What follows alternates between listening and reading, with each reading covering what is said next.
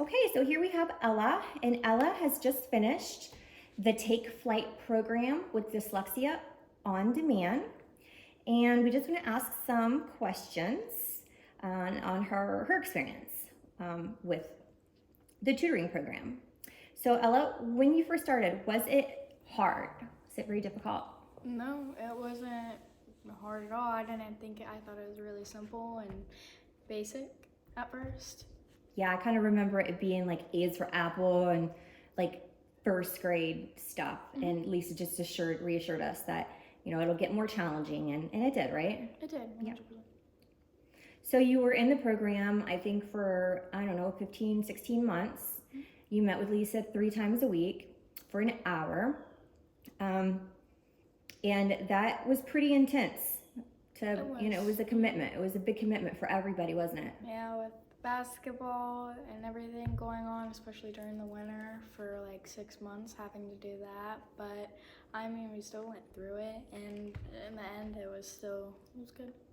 And yes, it was a lot of, it was a big commitment time-wise, but Lisa was amazing at being flexible and accommodating to your sports and whatever you were doing at the time. She was very flexible, wasn't she? She was. Yeah.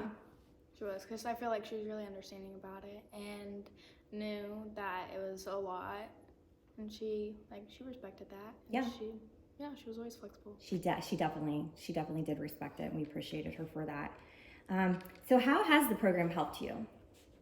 It's helped a lot with school and reading and being more confident, especially like even outside of school, typing and not having to use like Siri every time, and actually like being more independent with myself and not using like other sources. And it's helped improve a lot, like with that. It was like little things like that, but they're also really big in life. So yeah, I second that, because yes, you would be asking Siri how to spell the word pineapple, or like, and I would be like, just try, and you just wouldn't even try. It was just easier to ask Siri. But now you at least try, don't you, before you ask Siri? Yeah.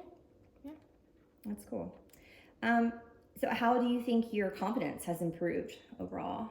It's improved a lot. I still do like get a little like anxious, and not anxious, like more anxiety when like I can't spell anything, like a word or stuff like that. But I do feel like what was the question? How has your confidence improved? There we go. My confidence improved a lot, because I felt like I didn't like being the one that was behind, and knowing that I was helped me get like a little bit more intelligent, I guess. You felt smarter. It felt smarter, but because you weren't as intimidated when you looked at the words. And yeah, that too, and just being like around people who like are super smart, especially in the private school, and everybody was like a lot more. You labeled yourself. I did, and that like definitely wasn't, like I made it a joke when it really wasn't. Yeah. It's not something to joke about, because really after school I'm struggling with homework. We're all just like everywhere most of the time. My brother's literally doing my homework for me because he can't deal with me and trying to like understand the subject. And I remember. You work very well independently now. I do, because after school I do have a time where it's just for homework and I get all of it done, and we're only like 6 weeks into school, but I haven't had any missing work like I did last year or anything like I was in the private school. Nothing, like you don't pretty have the straight anxiety. A's right now. I don't see the anxiety that you had. No. Yeah, it's going And away, yeah. that's why I knew that when we had to do it when we did it. Like, you were already behind because we didn't identify it, we didn't identify it until 3rd grade. And then we did identify it, but then COVID happened, and then you went to the private school and you didn't have intervention. And so by the time you got to middle school, 7th grade, you were still, I think, at the beginning of 4th grade level. And I just knew, like, I just kept hoping that, you, like, it would just click. And I just knew that we needed to do the tutoring. So when I found this and realized that, yes, it was a big financial commitment, it was a time commitment, but I just intuitively knew it was something that we had to do. And I'm so happy we did, because now you're in 8th grade and here you are getting straight A's. Like, did you ever think that you would be a straight A student? No, and my best friend, who also has dyslexia, she had straight A's, so I kind of looked up at her, because, like, if she could get straight A's, then I knew that I could, but she also got a lot more help at her school than I did. So, I mean... Yeah, she lives in a district that actually takes dyslexia seriously, so they get a lot of intervention for those kiddos. We do not, but that's okay, because we have dyslexia on demand. Okay, so then last question. How would you say, I mean, I guess we kind of already sort of answered this, but how would you say you rank, like, among the rest of your kids in your IEP group now? Not a lot.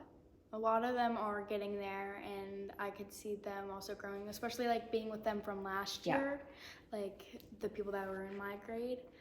But I feel like I had a lot more growth than them, but also they didn't have the tutoring after school for 3 days a week. And I do see a lot of improvement with the few people that were in my grade in that class. Yeah, but you would say that you are among, like, the top? I'm top because of the tutoring. And yeah, I feel like that it helped a lot with that, and being more confident in that class, because, like, at first I felt a little, because it was last year, so I was with 8th graders in my class, so I felt, like, really, like, what's the word, like, intimidated by them.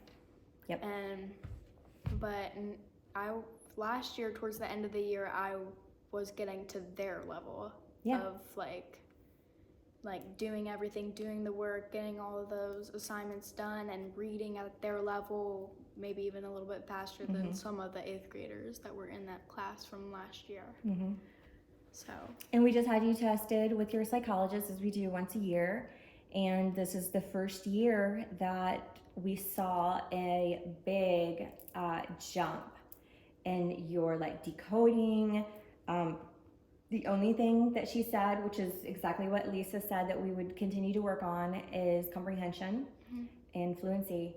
But otherwise...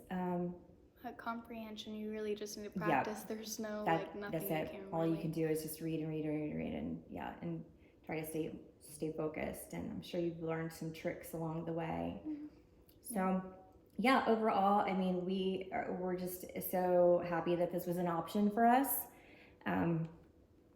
Because with the intervention that she was getting at school, I knew just wasn't going to be enough, and I could see her confidence just getting worse and worse, and with that came anxiety, and with that comes depression. And so I knew we were on a slippery slope, and if we didn't do something, especially going into high school, that we needed to take care of it in middle school, and we have. I'm so proud of you, and just so happy for Lisa and Megan and everybody at Dyslexia on Demand who are helping these kiddos. Like, this is very, very important. I wish that this was a resource that was available for all children, and hopefully it will be one day. So that is all. Thank you.